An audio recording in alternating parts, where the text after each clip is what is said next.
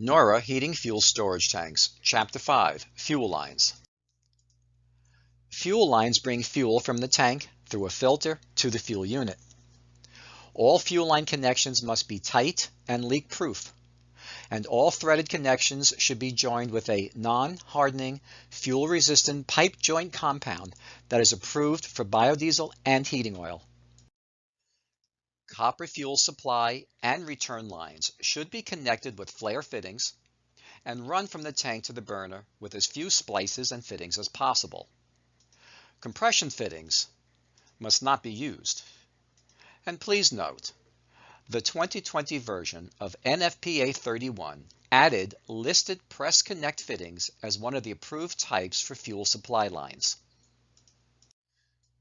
Fuel lines should be protected from damage and properly secured, and lines that run outside of buildings should be insulated to protect against freezing. All fuel line connections should be installed where they'll be visible and accessible, and wherever possible, each burner should have its own fuel line.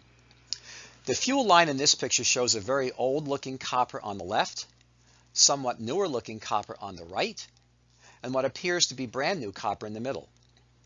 Maybe there was once a filter at this location, or the fuel line developed a leak and a new copper tubing was spliced in. When a copper fuel line develops a leak, it's important that the line gets replaced. Splicing a new section of copper is not advised because whatever made the line leak probably affected the whole line. Splicing in a new section of tubing is a temporary repair, and the customer should be advised of the situation and given an estimate for line replacement. All copper fuel lines that contact concrete or soil should be protected in a continuous run of corrosion-resistant tubing. Prior to 1990, many unprotected copper fuel lines were installed under concrete. NORA recommends customers upgrade these lines. A good time to recommend the customer upgrade the lines is when the fuel tank, the burner, the furnace, or the boiler is being replaced. Fuel lines are typically made of steel, pipe, or copper tubing. Copper tubing has become the choice for most applications because it's easier to work with and it doesn't require as many fittings, and in many places a solid line can be run from the burner to the tank. Each of these factors reduces the amount of time necessary to install a line, and it reduces the expense of the installation. While studies have shown that fuel can degrade when exposed to copper, NORA recognizes the many advantages this copper provides and recognizes this is the material of choice in typical residential applications. Also, the impact of copper on fuel quality is tremendously reduced when a one-pipe fuel line configuration is used. Where copper tubing is used, the line should be polyethylene coated or sleeved to protect the tubing to substantially reduce the risk of impact from corrosion. Steel pipe can offer advantages, particularly when an overhead installation is necessary or there's a greater concern for potential damage to the piping. However, if steel pipe is in contact with concrete or soil, protection from corrosion is needed. When steel pipe is used, connections should be made with malleable iron fittings. Cast iron fittings are not allowed. Flexible fuel lines are often used on newer units that have swing-out combustion chamber access doors. These lines allow for maintenance to be performed without disconnecting the fuel lines from the burner, but always check to be sure the flexible lines are rated for the fuel being used. Fuel lines should be sized and installed in accordance with the manufacturer's instructions for the fuel unit being used. Lines should be large enough so that excess vacuum is not created, and small enough that all air can be completely bled from the system. For normal residential use, a minimum of 3/8 inch IPS or 3/8 inch OD copper lines is recommended. However, 1/2 inch OD copper significantly lessens vacuum and yet is not overly large as to impede evacuating the air. 1/2 inch tubing should be considered with outside tanks. A common question that comes up in discussions about fuel lines is, what's better, a one-pipe or two-pipe? The advantage of a two-pipe system is that the fuel unit is self-priming, and if the tank should run out of fuel, all the customer needs to do is press the reset button and the burner will restart. With a one-pipe system, if the tank runs out of fuel, the fuel line must be bled, which in most cases requires a service technician to visit the property. For years, the rule of thumb was that buried tanks should always be connected to a two-pipe system with both suction and return lines. In recent years, the industry has moved towards encouraging one-pipe systems whenever possible. With a one-pipe system, the fuel unit only brings as much fuel from the tank as it pumps through the nozzle. If there is a 1-gallon nozzle installed and the pump pressure is 100 psi, when the burner is running, fuel will flow through the fuel line at a rate of 1 gallon per hour. With a one-pipe system, if a customer burns 1,000 gallons of fuel per year, then 1,000 gallons pass through the fuel line, filter, and strainer.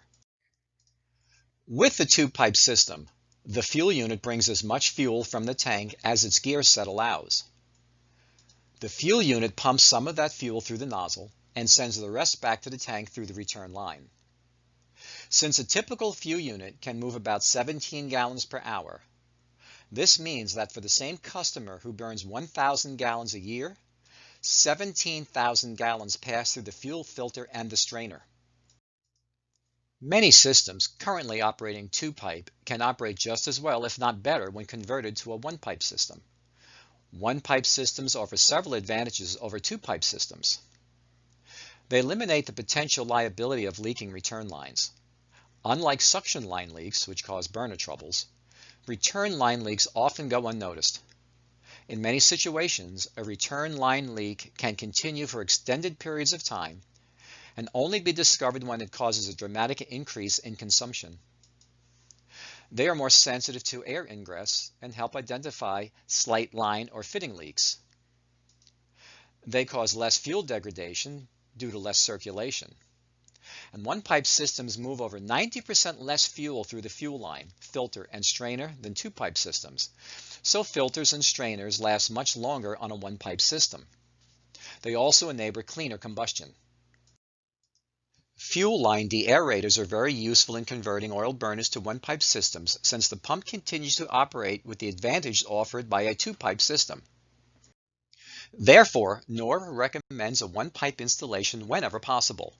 It's easy to see that a one-pipe system sends far less fuel through the filter and strainer on the way to the burner to get the same job done. There are two ways to configure the supply location on the tank, and it's either off the top of the tank or the bottom of the tank. When the fuel lines are installed to connect the above-ground storage tank to the burner, use of a one-pipe system with the supply line piped to the tapping at the tank bottom is recommended. Provided the tank is installed with the proper pitch, this is very useful for drawing off small amounts of water that may collect from either condensation or suspension. The water falls to the bottom of the tank, is drawn into the line, and then collected by the fuel filter. When using the tank bottom tapping for the fuel line connection, the installer should try to position the shutoff valves and line beneath the tank to protect these components from damage which can result from objects falling on the piping or people standing on the piping. Fuel lines installed to connect the above-ground storage tank to the oil burner can be installed through a bushing in the top of the tank. The system can be piped in either a one-pipe or two-pipe configuration, though the one-pipe system is preferred. Outdoor above-ground tanks are often connected through the top of the tank to prevent the impact of water accumulation in the bottom of the tank, which can disrupt the flow of fuel should the water freeze. When using a two-pipe system, it is important for the fuel return line to terminate at the top of the tank to prevent the possibility of a siphon in the event of a leak in the fitting or line. The fuel supply line should terminate several inches above the tank bottom. It is also important the fuel lines be properly supported and secured and be protected from damage, and that outdoor exposed lines be properly insulated. When above-ground tanks utilize piping through a bushing at the top of the tank, it's important the installer include provisions for both checking the tank for water and for removing the water. If the tank does not have a direct fill, a liquid-tight access for gauging may be considered. Additionally, the tank bottom tapping should be configured to facilitate draining the tank of accumulated water. This could include a freeze-resistant valve that will not crack or break when the water within it freezes.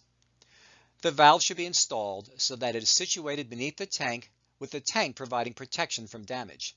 The valve should be left closed and plugged with the handle removed. Properly installed fuel lines require very little maintenance. Accessible fuel lines should be inspected periodically, at least during each tune-up, and replaced as necessary. Floating fuel lines are designed to provide the burner with clean fuel drawn from a level that is above any sludge and/or water accumulation in the tank. They are attached through the top of the tank and include a float that sits on top of the fuel. Connected to this float is an attachment that draws fuel into a line located a few inches below the top surface of the fuel in the tank.